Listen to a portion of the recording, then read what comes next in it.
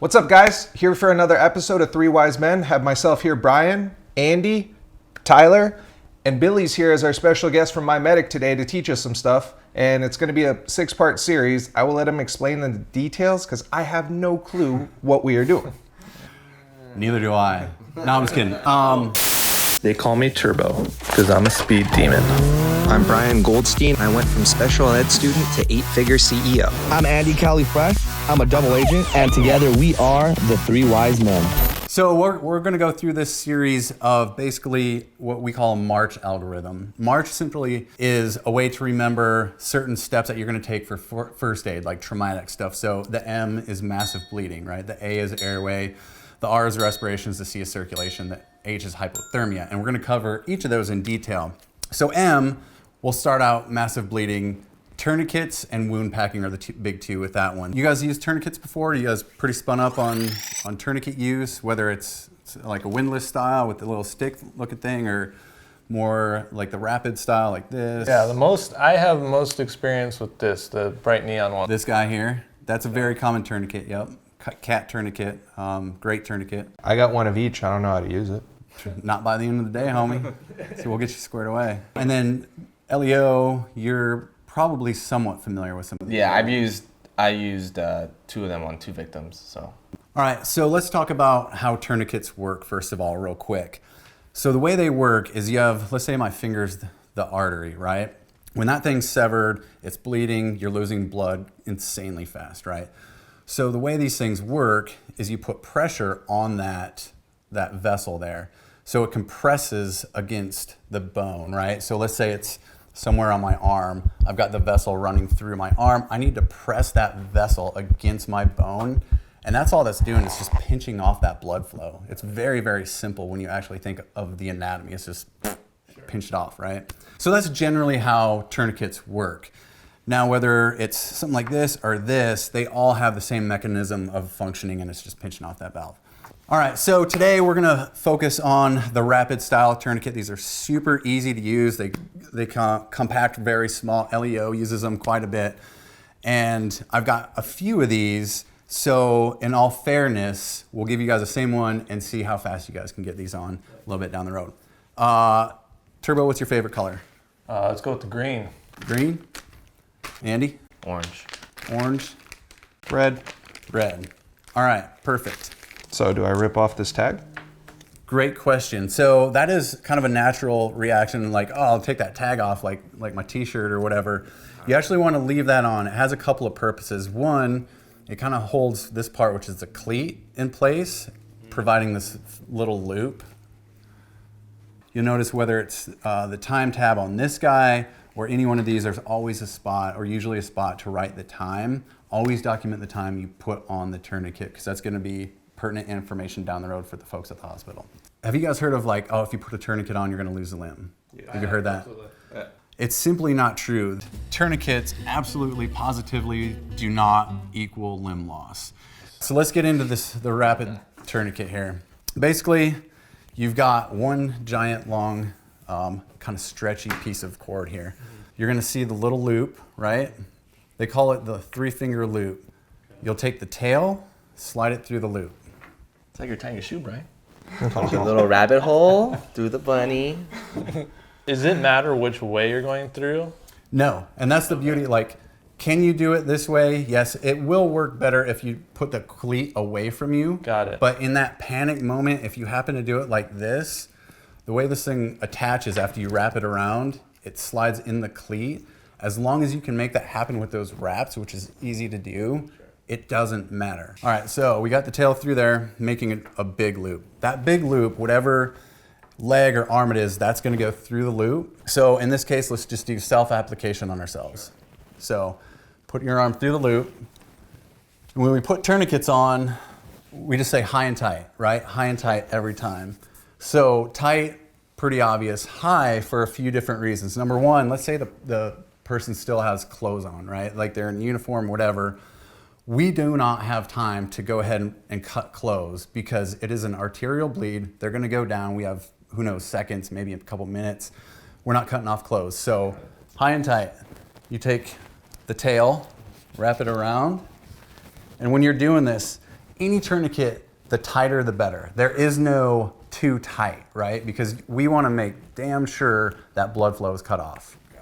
So for this rapid tourniquet here, you're gonna do 3 wraps. Again, as tight as you can.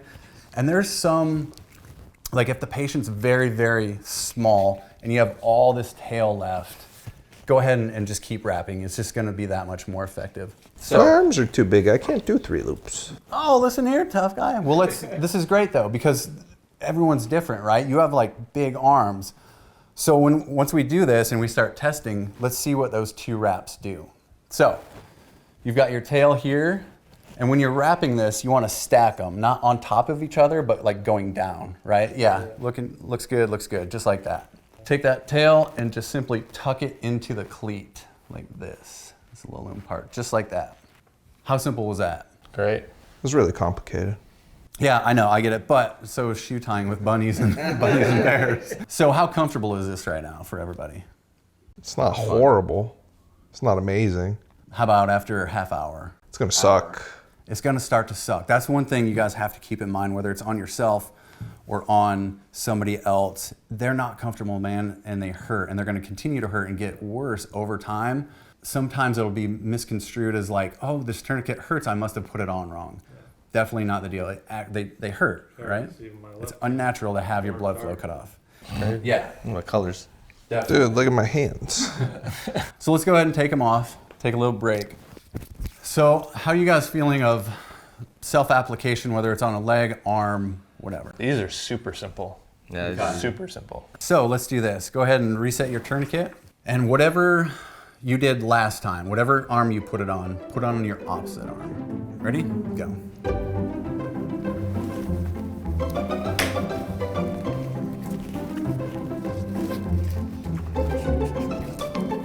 Did you lose a tail? Nice. Okay. What was the time on that? 12 to 15 seconds. 12 to 15 seconds. That's pretty legit. You've literally put this on once in your life. That's one of the things I like about this tourniquet. It's so simple and easy to use. So Andy, probably an effective tourniquet. We haven't tested it yet, but let's say you got hit right here, right? You're in your uniform. All you know is it hurts and there's a bunch of blood on your leg. So that's why we go way up here. So you want it like into the crotch. All up into the crotch. When you're putting this on somebody else, keep that in mind, whether it's one of these style, this, watch out for the dude's junk, because it really can be an issue. You're talking about like somebody with a giant. So you guys did the opposite arm, right? Yeah. Correct. Did you find it any easier or more difficult? Same. Pretty much the same. With some of these other style tourniquets, we naturally put stuff on whether we're left-handed or right-handed, and I just noticed everybody putting it on their left arm because they're left.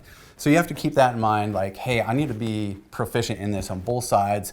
What if, again, that situation, I literally only have one hand. Absolutely. All right, how am I gonna make this work? So something to keep in mind.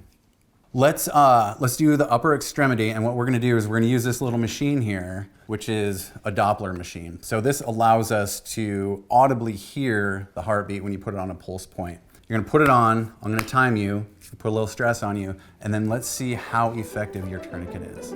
Timer ready? All right, begin. Remember guys, high and tight, effective tourniquets.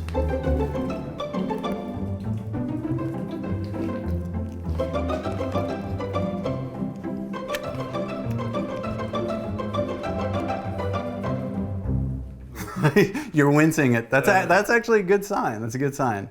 I'll show you how this works. I see your wrist. I'm gonna do mine. I'll show you what it sounds like. So let's pop this thing on. All right. So here, hear that?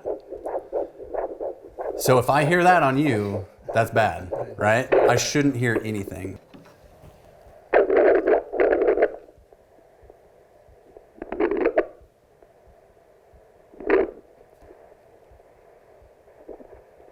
All right, you're good. Can I Go ahead take and it release off it. now? Yeah. I can't feel anything. I think my hand going there is good.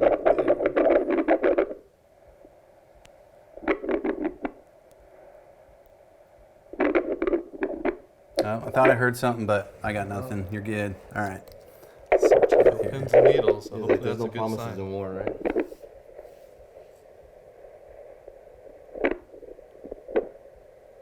So you effectively cut off that blood flow, that arterial blood flow that was causing your death, right? Causing you to bleed off or bleed out is now cut off. You're good. Before we wrap, I just want to point out a couple of things. We talked about the high and tight, but I also want to mention, I get the question a lot, like when should I loosen it? When should I take it off? And the answer to both is never. You guys don't have to worry about it. Don't ever take a tourniquet off. How you guys feel about it? I feel confident. A lot more confident now, that's for sure. Another refresher, because you can Because never I would have too have, many. I would have only looped it once and said, all right, it's good. Yeah, absolutely. The more the better. All right, guys. Till next time, go check us out. In the next video, we're going to talk about wound packing or stopping a massive bleed that you can't stop with the tourniquet. Might be like the inside of your armpit or something where you can't clamp it down. So like, subscribe. We'll see you on the next one.